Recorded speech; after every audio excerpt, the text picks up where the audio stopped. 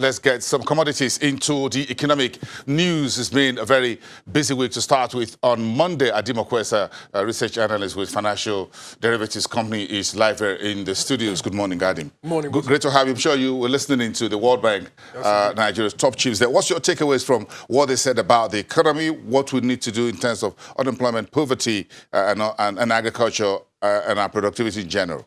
Yeah, one thing that stuck out to me was when the country director said we need to improve the quality of our spending. I thought that was very important because if we look at our budget size, 25 billion, $27 billion per barrel. For a country of a population of 180 million, if you make that comparison to another oil producer, Angola, $35 billion budget, 40 million people. You can see the wide mismatch. So we certainly need to invest more in sectors that improve our human capital. Sectors like education, health, those sectors, power. That's the way we can lift enough people out of poverty. So I think that's what stuck out to me out of that discussion. I wasn't surprised when I saw your list of burning economic issues. That report that came out yesterday morning made one of your top stories, the headline grabbers for the week. Yes, indeed. Yeah, it said 25% of the world's poor people will be living in Nigeria by 130. The report estimated that about 100 million people. There are currently 100 million poor people living in Nigeria. So that's an additional 30 million people, 30 million poor people by 2030. That's very grim, very gloomy reading. So let's hope we avoid that scenario. Okay, so what else is making headlines?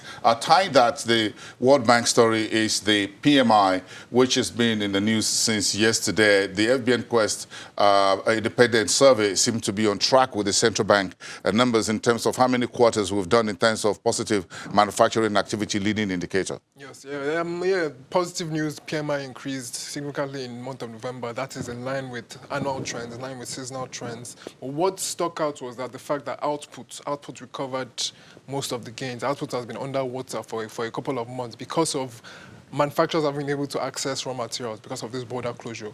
So I think this reading suggests that manufacturers, firms have been able to circumvent... find alternative. Exactly, find alternative ways to access their raw materials. So for some raw materials, because I saw that in your report, and that also came out through with United Capital, one of the investment banks, yesterday also issued their report that with the border closure since August, local manufacturers are beginning to find alternative to the raw materials that they couldn't get in through the land borders.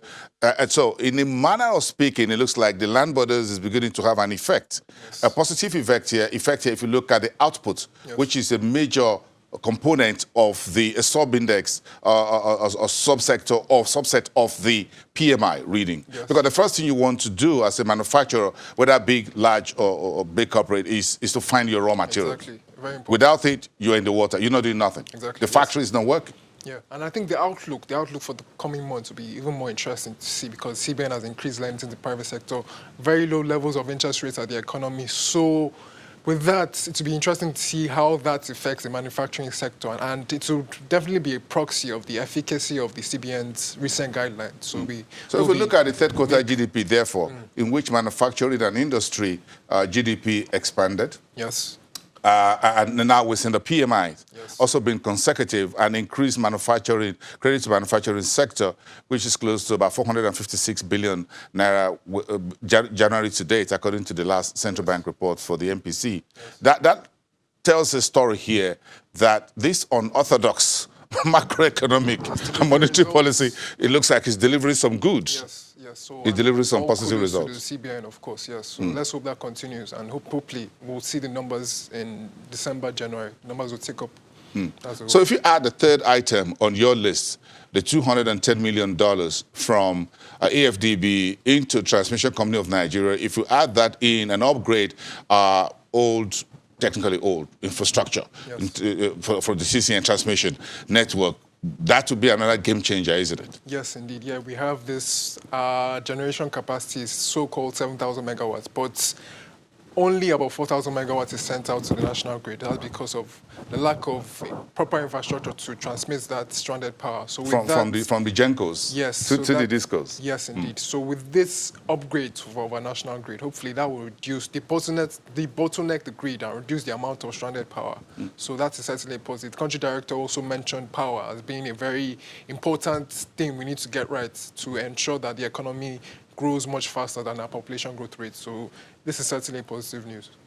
And it looks like you guys have a way of ranking all of this. Then it comes the oil story, Yes. which is around the OPEC. Oil prices is steady around 2020 budget benchmark, not significantly higher and not significantly lower as it were. So it looks like it's just a tracking a benchmark for the new year, even though the MPC wants that to be reconsidered so that we can build more buffers, in particular the excess crude account, which the World Bank, not by accident, whatever, mentioned in their report, which was also released yesterday, because the World Bank also says our excess crude account is at ground zero, even though the government is approving an additional $500 million or so to go into that. But if you consider where we're coming from in previous years, where the ECA has up to 10, 15, $20 billion in there, we're doing less than $2 billion right now in the ECA. So oil prices is a big story. So we have our eyes on the OPEC meeting, December 5 and 6. Yes, indeed. Yeah,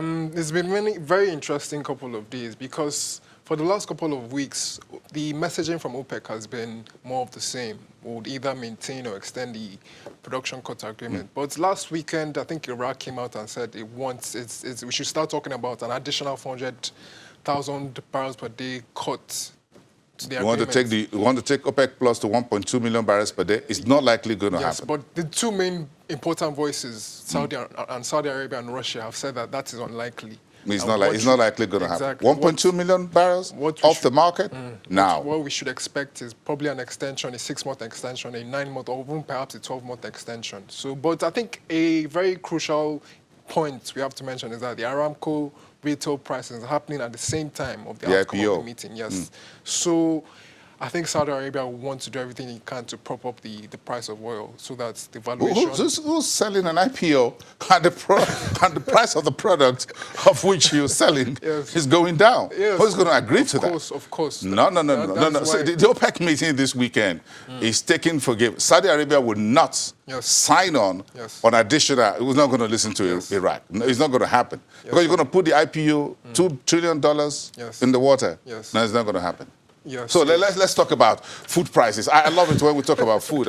It's all going down to food anyway, by the way. So where are we on our market survey? This is the first week in December, and folks are beginning to shop. Schools are going on vacation from next week, I understand. Yes, and demand, typically demand is high for this period of the year because of seasonal demand. People usually shop, buy a lot of goods, stock up a lot of goods for the Christmas period. So that demand is feeding into prices.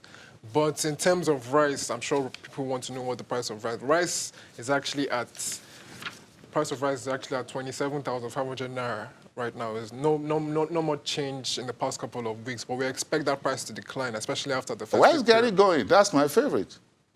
He's running away. Yeah, Gary is at 6,900. It just inched up a little bit by 50 naira compared to our last... 50 naira? Yes. Oh, okay, let me just do that. I think I can afford 50 naira, but again, 50 naira, if you put it out there, when folks like us were born, Gary was less than 15 naira then and all that. 15 naira was a whole lot of money. I'm not even sure if 15 naira we had was the highest currency in denomination in circulation. So 6,000 plus is a big, if you talk about people at the bottom of the pyramid. Why is rice right now?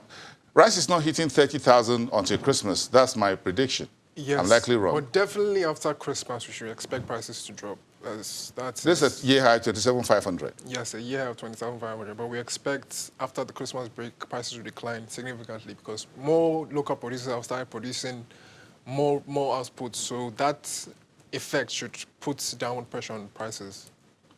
My beans is showing some gray color. I love that. Keep it there. I need more protein, whatever it is. And then I'm going to get everyone in there. Where are we at the other side of it? Turn that to over.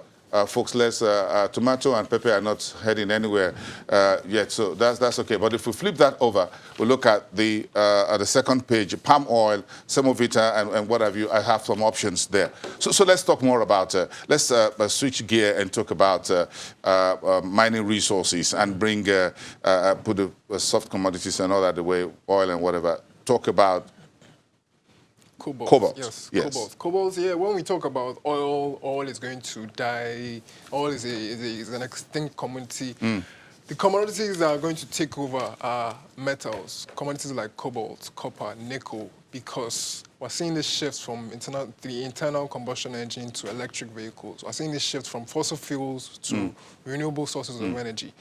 Cobalt, interestingly, plays a very important role in those two components because cobalt is used to make batteries for electric cars. Cobalt is also used for solar energy, used for rechargeable batteries, used to store solar energy. So when we talk about commodities for the future, cobalt is one of those commodities. Countries like DRC, DRC in particular is the largest producer of mined cobalt. Countries like Zambia, Zimbabwe, South Africa, they have large resources of cobalt. So there's a lot of investment right now that's happening in those countries because countries like China, EU, they want to take as much cobalt and refine it, and because they know that there'll be a lot of demand for electric vehicles in the next 5-10 years. So they want to take position now. So Nigeria output is very marginal. We produce very paltry cobalt. But in the last couple of years, we've seen a lot of drive to invest in the mining sector. Commodities like gold, steel. I think the government is certainly making a lot of effort to exploit those commodities. So let's hope that continues and we actually reap the benefits because sooner or later, oil will be an extinct commodity and the focus will be on mined commodities. Very interesting, Adim Okwesa. Thank you so much. It's good to have you here on the program this morning, a member of the Economic Think Tank and Research Analyst with Financial Derivatives Company.